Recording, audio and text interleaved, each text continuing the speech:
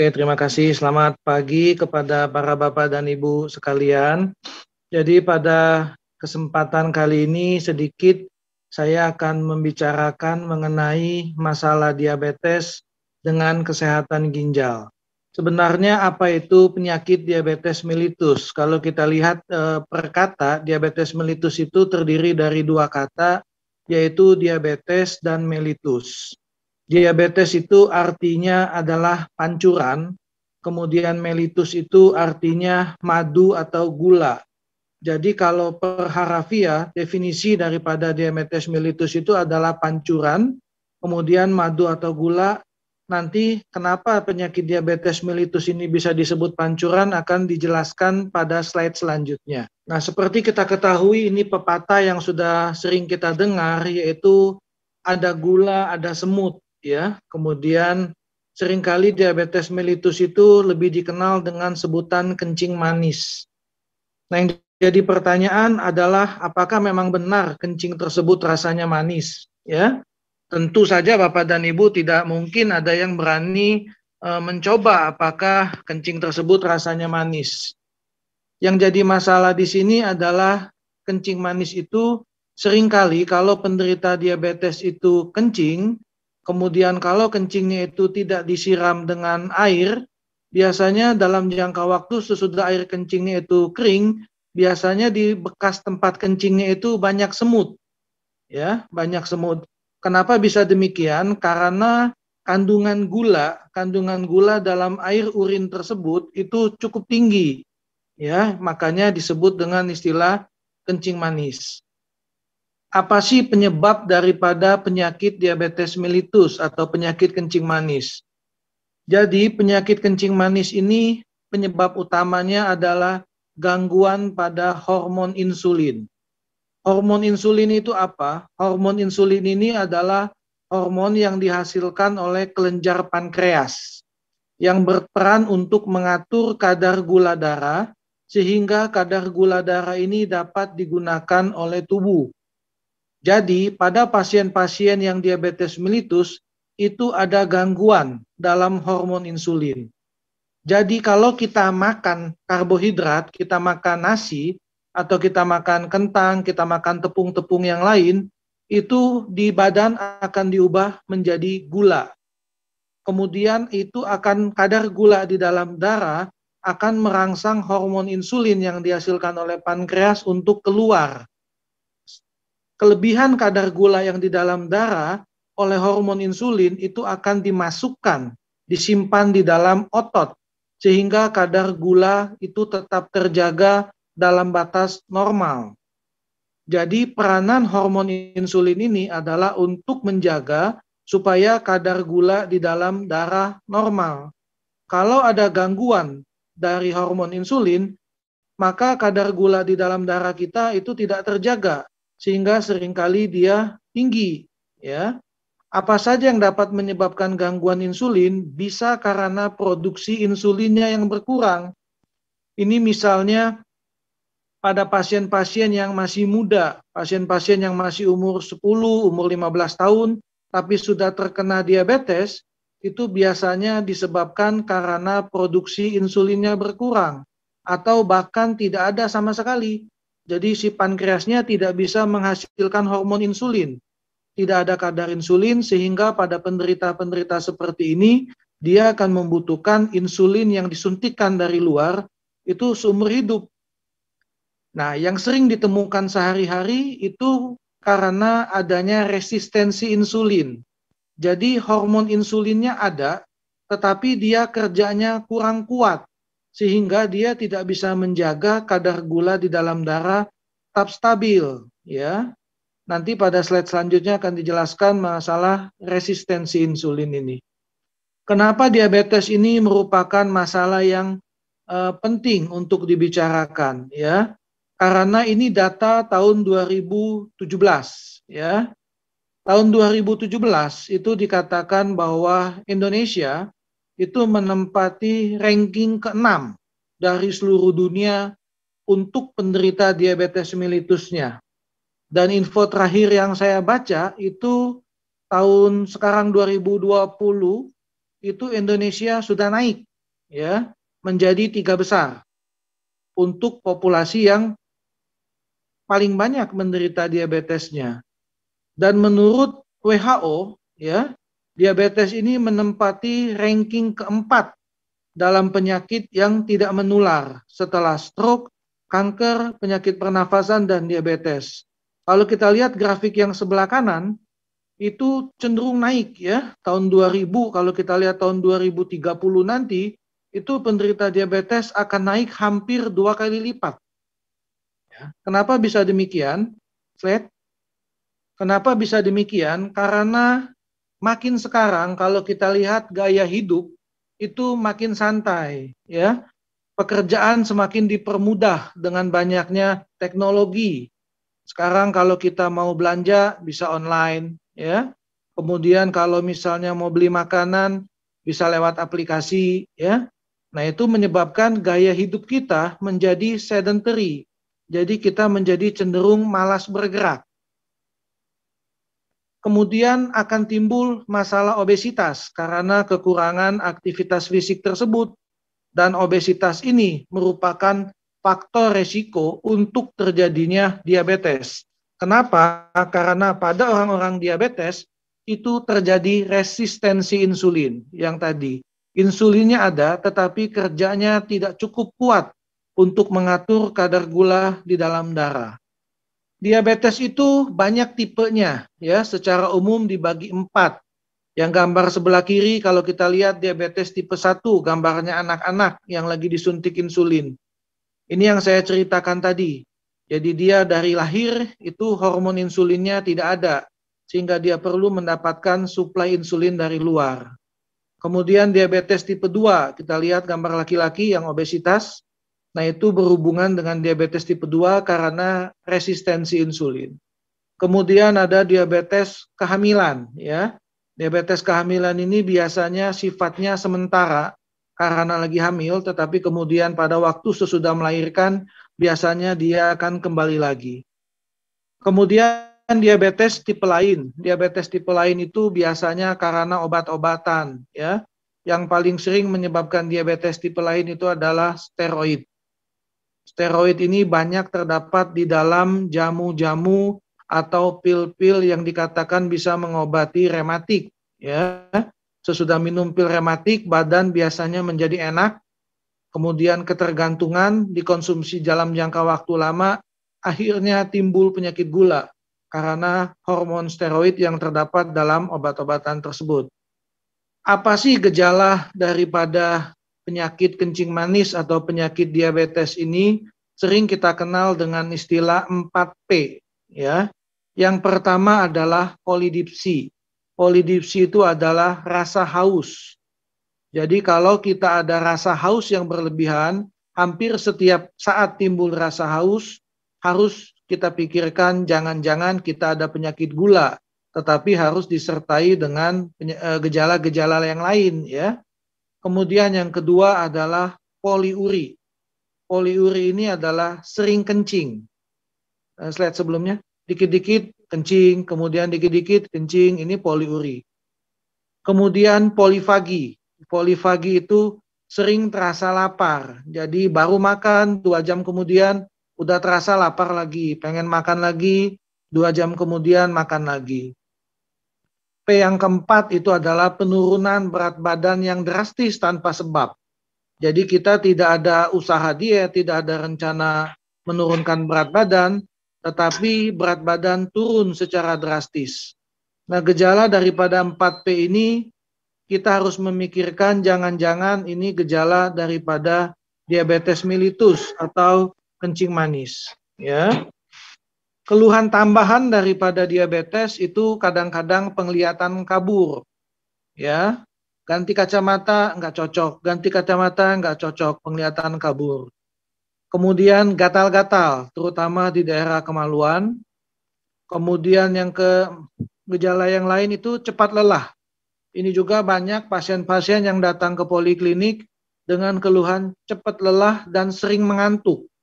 Nah, ini harus diwaspadai, jangan-jangan diabetes, ya. Kalau ada keluhan cepat lelah dan mengantuk.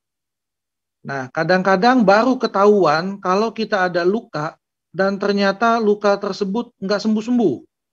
Ya, ada luka nggak sembuh-sembuh, baru kepikiran gula.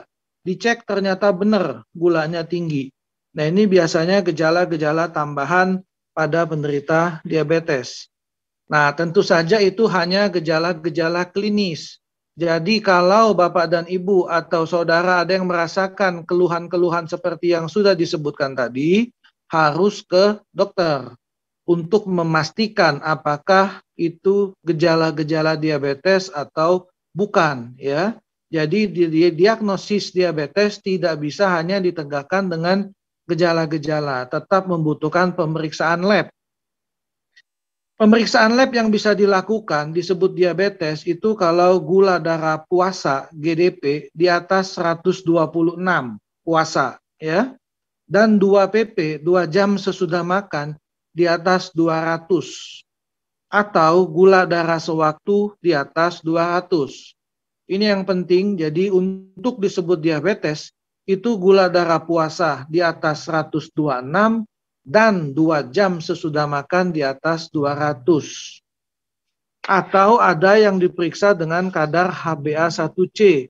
Mungkin Bapak Ibu udah sering diperiksa kalau yang menderita diabetes. Jadi kadar HbA1c itu menunjukkan rata-rata nilai gula darah selama 3 bulan terakhir. Disebut diabetes kalau nilai HbA1c di atas 6,5%. Itu masalah diabetes untuk diagnosis dan gejalanya. Kemudian apa sih faktor resiko yang menyebabkan seseorang bisa terkena diabetes? Faktor resiko ini kita bagi dua. Faktor resiko yang tidak bisa diubah dan faktor resiko yang bisa diubah. Yang tidak bisa diubah itu adalah usia.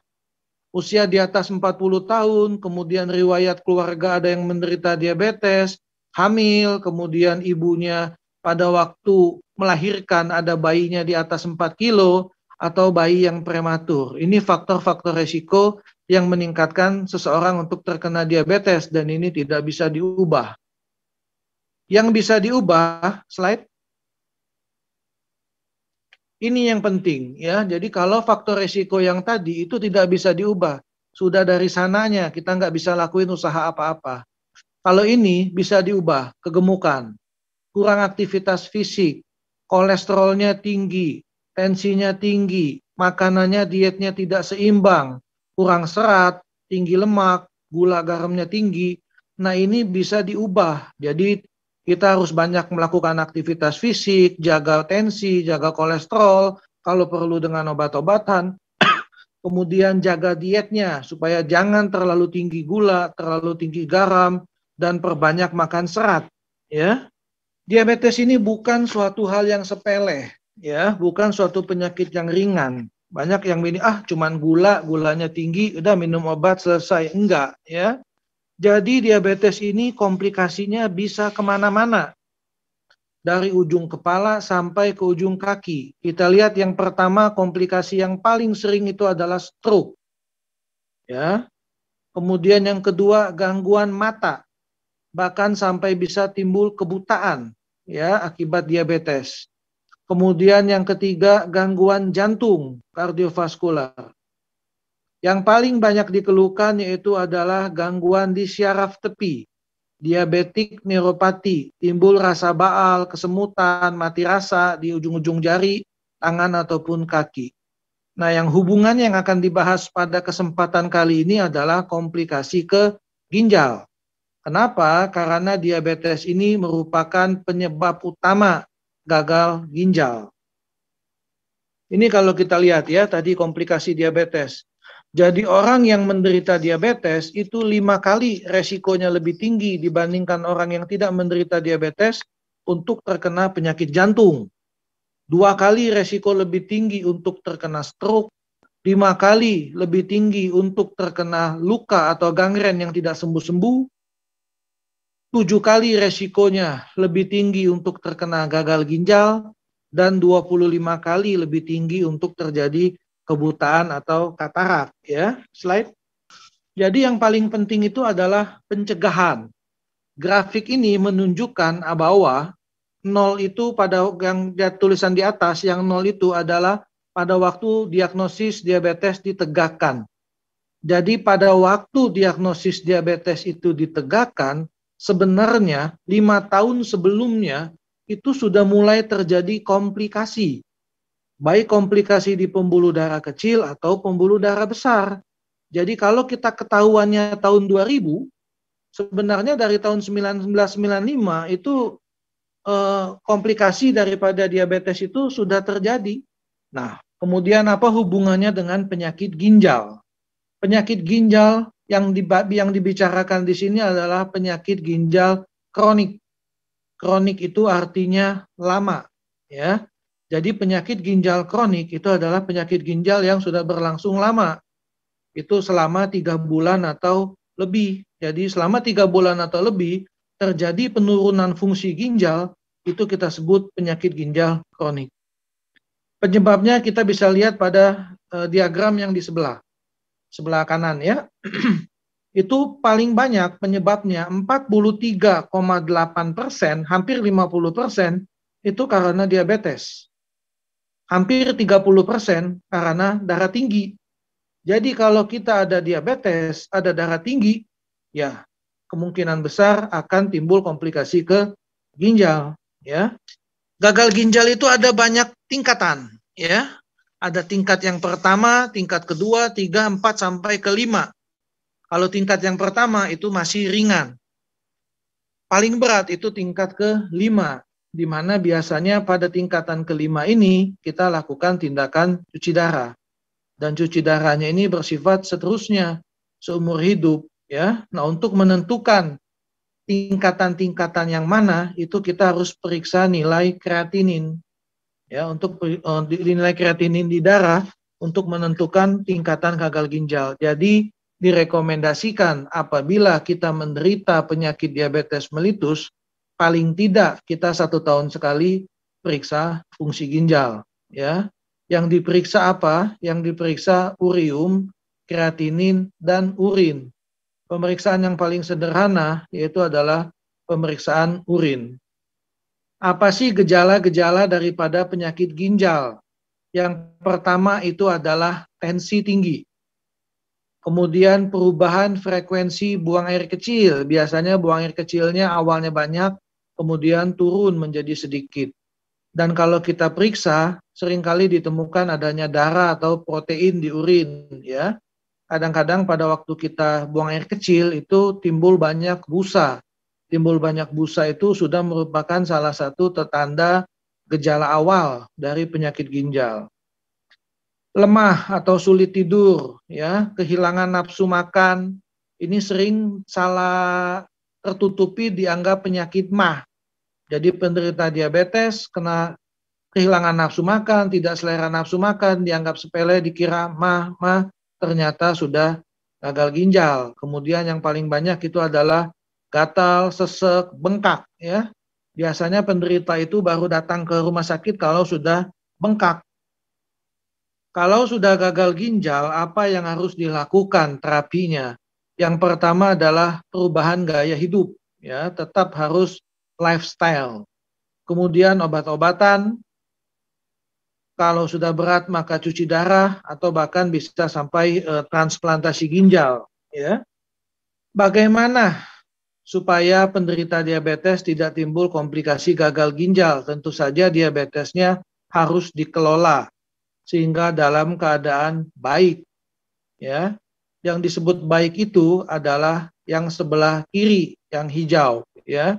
Jadi kadar gula darah puasanya harus baik di bawah 100, 2 jam sesudah makannya harus di bawah 144, kadar kolesterolnya baik, tensinya baik, berat badannya cukup, ya, nilai HbA1c-nya baik. Kalau penderita diabetes nilainya kontrolnya baik, kemungkinan besar tidak sampai timbul komplikasi gangguan ginjal. Pencegahan yang pertama yaitu turunkan berat badan, ya. Kemudian olahraga yang teratur, banyakin asupan serat, kurangi konsumsi gula, garam, ya, hindari junk food dan soft drink. Slide. Ini prinsip olahraganya. Jadi prinsip olahraga pada penderita diabetes itu harus menurut Kemenkes itu adalah BBTT, itu adalah baik ya. Olahraga dengan baik, olahraga yang benar, olahraga yang teratur dan terukur. Jadi syarat-syaratnya sebelum olahraga kita harus cek dulu kadar gulanya. Kalau kadar gulanya rendah di bawah 70 atau terlalu tinggi, maka olahraganya ditunda. Sebaiknya sebelum olahraga sarapan terlebih dahulu dan sebaiknya 1 jam sesudah sarapan baru mulai olahraga. Dan kalau kita menggunakan insulin, maka insulin tidak boleh disuntikan pada bagian tubuh yang banyak bergerak. Ya, misalnya kalau kita olahraga sepeda atau jalan pagi ya, maka tidak boleh disuntikan di kaki karena itu banyak bergerak, akan mengganggu proses penyerapan insulinnya. Kemudian latihan fisiknya harus ada pemanasan, latihan inti dan pendinginan, dan durasinya kira-kira 150 menit seminggu atau 2-3 kali seminggu ya. Ini beberapa prinsip olahraga pada penderita diabetes. Ya mungkin ini slide yang terakhir mengenai masalah diabetes dan penyakit ginjal. Mungkin nanti bisa kita lanjutkan diskusinya pada sesi tanya jawab. Terima kasih atas perhatiannya. Selamat pagi.